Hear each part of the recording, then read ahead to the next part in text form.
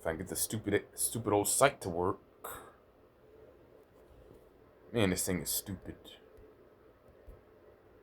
Channel 3 knew what the hell they were doing. The story shaping the U.S.-Mexico border while on your commute home, or maybe you're taking the dog out for a walk, or you're hitting the gym real quick, because Border Report Live brings you real-time updates, expert insights, and voices from both sides of the border on podcast form. You can listen there at any of the places at the bottom of your screen. That's going to do it for us today. For Sandra Sanchez, our South Texas correspondent, my name's Rudy Mireles. We'll see you next time.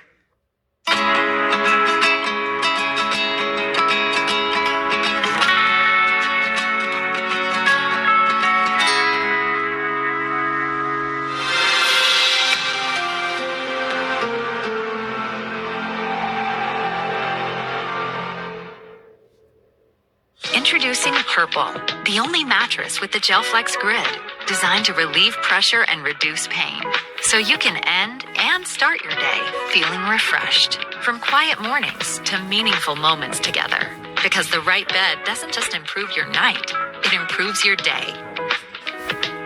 Save up to $500 on a Purple mattress during the President's Day sale. Purple, less pain, better sleep.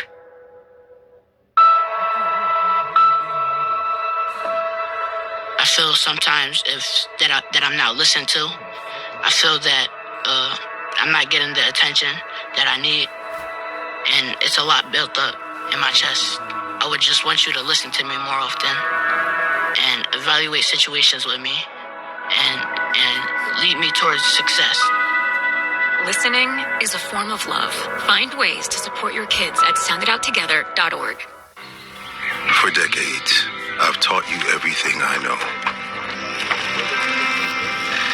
How to safely build a fire.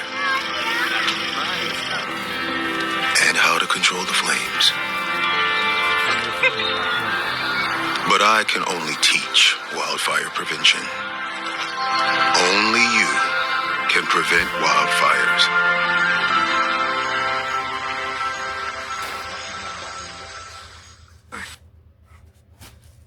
From your local news authority.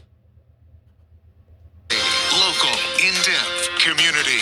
You're watching K FDX 3 News at 10. Home of Super Bowl 60 and the 2026 Winter Olympics. Hello, and thank you so much for joining us tonight. I'm Carney Porter. Aaron has the night off. Governor Greg Abbott directed certain state agencies and public universities in Texas to freeze new H-1B visa applications. He says the state is opening an investigation into possible abuse of the federal program. H-1B visas allow companies and public institutions to hire foreign nationals for highly skilled positions. Dylan McKim is following these latest developments tonight and has more for us. On Monday, Governor Greg Abbott made an appearance on the Mark Davis radio show, where he called the H-1B visa program an extraordinary controversy. He said there were recent reports showcasing fraudulent use of the program in the private sector, and now he's turning his attention to the public sector. What I'm looking at is the extent to which Texas taxpayer dollars are being used to pay for any of these people. Republicans at the national level have filed legislation to end the program, saying it's taking away jobs from American workers. On Monday, Abbott appeared to hint at similar concerns. We want to make sure that our communities are not being, having people come in and take jobs that Texans can easily fill. Abbott directed state agencies to file a detailed report with the Texas Workforce Commission about its H-1B visa-sponsored employees. It's kind of just shooting ourselves in the foot. Immigration attorney Jason Finkelman said universities are in desperate need for highly skilled workers. In fact, it's one of the few institutions that is not subject to the yearly cap on H-1B visas. Because it's important for them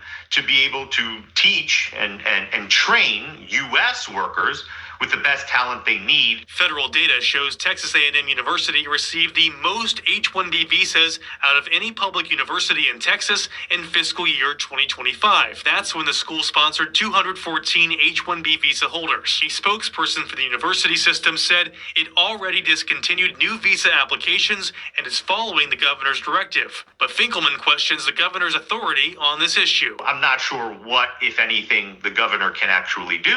In Austin, I'm Dylan McKim. Our Austin Bureau reached out to the Texas Workforce Commission to see if it had current numbers of the amount of H-1B sponsored employees working for the state government. The agency says it does not keep track of that data because it is a federal program. All right, let's switch gears now and check in with Chief Meteorologist Michael Bowling for a look outside. And Michael, while we might have had above freezing temperatures today, that is not the case for tonight. No, it's not. And I was just checking some of the roads just now, and yeah, the roads are starting to get slicker. As you walk outside, you can just feel that ice starting to refreeze in some spots. It is getting really slick out there. So if you have any more traveling to do tonight and as we go into tomorrow morning, please continue to use caution if you do need to travel. Satellite radar is looking pretty clear here at the moment. We are going to start to see some fog develop here, though, as we go throughout the overnight hours. Current temperature is 26 degrees in Wichita Falls, 33 for Dallas-Fort Worth, 24 up in Oklahoma City, 29 down towards Austin, and 37 in Houston. We are seeing our wind chill back down to 21 degrees. The wind should stay pretty calm overnight tonight. That's part of why we will see the fog start to develop. But regardless, it's still going to be a little bit warmer here to start out this evening. We are still 5 degrees warmer than we were this time yesterday. So dangerous travel conditions will continue here into tomorrow morning, and the freezing fog is not going to help. It's likely going to hurt conditions, actually. We'll talk about that, but I promise you the cold won't last forever. All those details coming up here in a few minutes, Carney. All right, sounds good, Michael. Thank you so much. Plenty of schools, businesses, and local nonprofits are closed or adjusting their hours this week because of the weather. You can find a list of the current closures, delays, and more over on our website. Hershey Middle School 7th grade assistant principal Taylor Hall says they decided to remain open. She says the choice was not to make students' days worse by having to come in while their friends got to stay home. She says they're essentially doing it for the parents who have to work. Hall says if there are just a couple of kids, they'll most likely let them hang out for the day. But if they end up getting a large amount of kids, they'll have lessons for them to work on while there. A Wichita Falls family is hoping to get a service dog to protect their 5-year-old daughter, who lives with a rare genetic disorder that causes severe and unpredictable seizures. Kiana Reed was born with a rare mutation of the DOX7 gene, a condition that affects the brain and has led to intellectual disabilities, vision loss, and seizures that are becoming increasingly difficult to control. Her mother says the disorder prevents her brain from producing a key protein, and despite medication, her seizures continue to worsen. Doctors say the service dog would be trained to detect seizures before they happen, alerting caregivers, protecting Kiana from injury, and even seeking help if no one is nearby.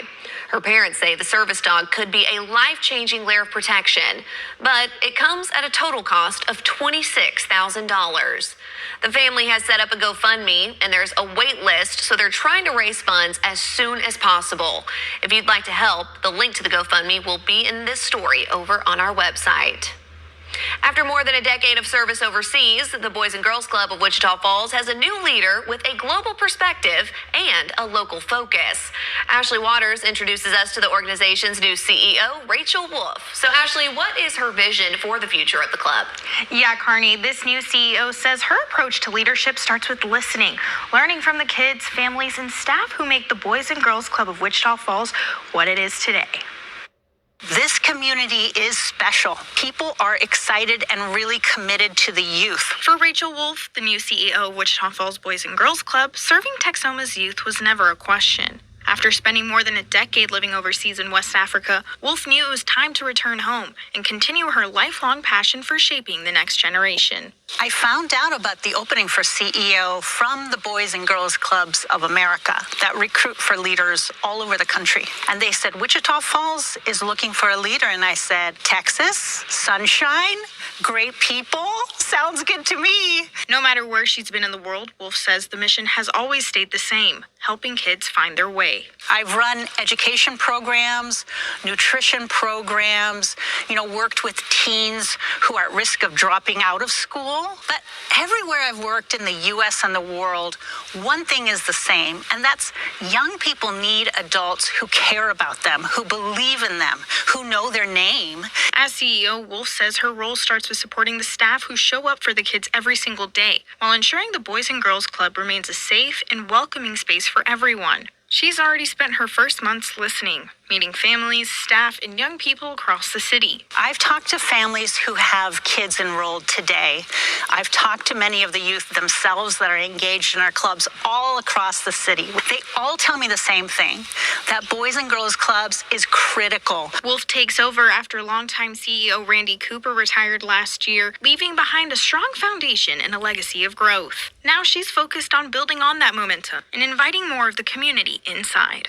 There's so much more we can do. We're refurbishing facilities now, so I want to fill those, especially older teens that don't have